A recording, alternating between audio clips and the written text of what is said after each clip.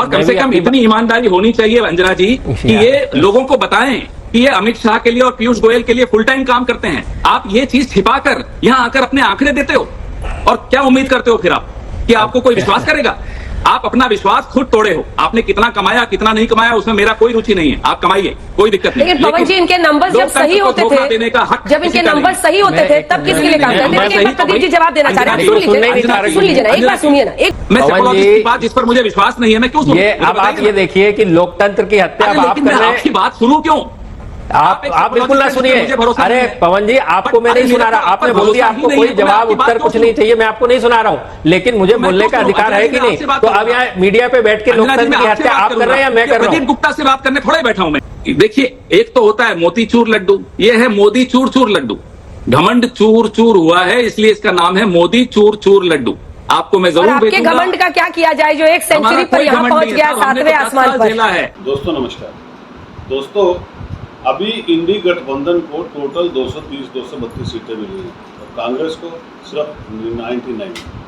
दोस्तों, जो 99 मिली हैं उसके लिए तो मुस्लिम महिलाओं ने अपने लठ निकाल लिए हैं, इनके दफ्तरों में पहुंच गई हैं मांगने के लिए पैसे जो इन्होंने झूठे वादे किए थे। लेकिन सबसे बड़ी बात यह दोस्तों कि देखिए, अभी सिर्फ 99 सीटें हैं और टोटल 232 इनकी पूरे 11 गुटों में लड़के लड़ी हैं। उसके बाद ये सोच रहे कि सरकार बन जाएगी।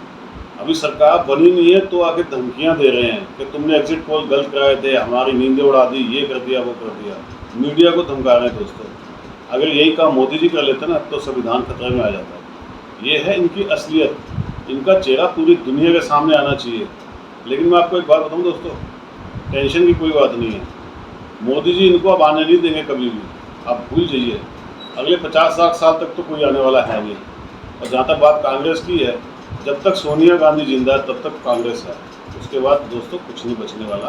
राहुल गांधी जेल जाएगा, वाड्रा जेल जाएगा और इनमें से कई जेल जाएंगे, देख लीजिएगा। ये क्योंकि इनके ऊपर केस चल रहे हैं और ये इसीलिए ये आज तक चौड़े हो रहे हैं क्योंकि इन्होंने सोचा था कि हमारी सरकार बनेगी, हम बहुत कुछ कर लेंगे, लेकिन हुआ कुछ नहीं।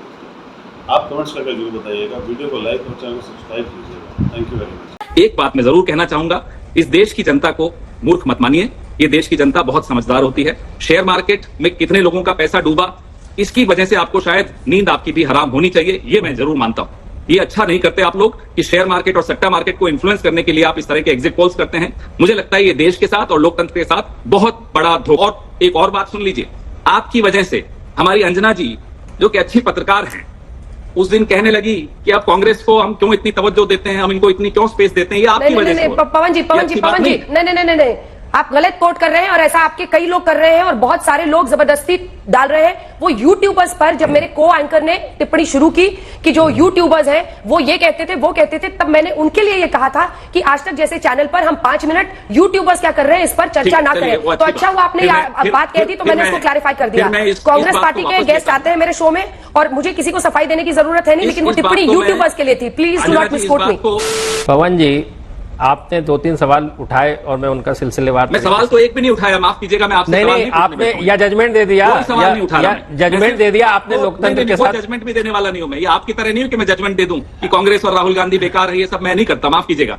ना मुझे आपको सलाह देनी है, ना मुझे आपसे सवाल पूछने हैं, ना मुझे आपको कोई जजमेंट देनी है। मुझे जो कहना था मैंने कह दिया, आगे आपकी इच्छा, आपको सुनना सुनिए, नहीं सुनना मत सुनिए। लेकिन आप इस देश के साथ, इस देश के वोटर के साथ, इस देश के लोकतंत्र के साथ एक बहुत घटिया और वाहियात मजाक करते हैं। ये उनका जवाब सुन लीजिए पवन जी। नहीं, ये पाप है। इस पाप को हम लोग नहीं स्वीकार करते। इस देश की जनता ढूंढ रही है आज, आप माफ कीजिएगा, ढूंढ रही है आज आप। बहुत बढ़िया पवन जी, आपने अपनी बातें कही और मैंने सुनी। और कम से कम इतनी ईमानदारी होनी चाहिए अंजना जी कि ये लोगों को बताएं कि ये अमित शाह के लिए और पीयूष गोयल के लिए फुल टाइम काम करते हैं। आप ये चीज छिपाकर यहाँ आकर अपने आंकड़े देते हो और क्या उम्मीद करते हो फिर आप कि आपको कोई विश्वास करेगा? आप अपना विश्वास खुद तोड़े हो। आपने कितना कमाया कितना नहीं कमाया उसमें मेरा कोई रुचि नहीं है, आप कमाइए, कोई दिक्कत नहीं। लेकिन पवन जी, इनके नंबर जब सही होते थे, जब इनके नंबर सही होते थे तब किसके लिए काम करते थे? प्रदीप जी जवाब देना चाह रहे हैं, सुन लीजिए ना, एक बार सुनिए। मेरी बात मानिए। मेरे घर में एक घड़ी है जो खराब है, दिन में 2 बार सही समय बताती है, क्या मैं मान लूं वो सही है घड़ी? क्या बात कर रहे हैं आप?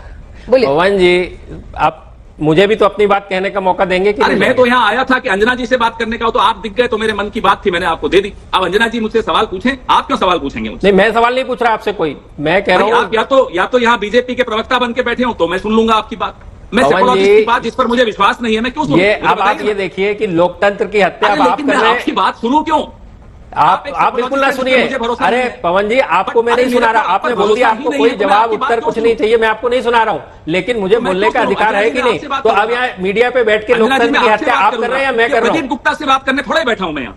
नहीं तो मत बैठिए ना, आप प्रदीप गुप्ता से बात नहीं करनी है तो मत बैठिए। कौन है अंजना जी, है कौन? अच्छा ठीक है, मुझे बताइए। उसी वही है जिन पर आपने ट्वीट किया था, वही है जिन पर ट्वीट किया था, वो अपना पक्ष रखना चाह रहे हैं क्योंकि उन्होंने ये एग्जिट पोल किया है और उनका एग्जिट पोल कई बार से मेरी बात क्यों करा रहे हो आप? सही भी निकला है, कर्नाटक में सही निकला था। पवन जी, ऐसे लोगों को यहाँ स्पेस मत दीजिए, हाथ जोड़कर आपसे नम्र निवेदन।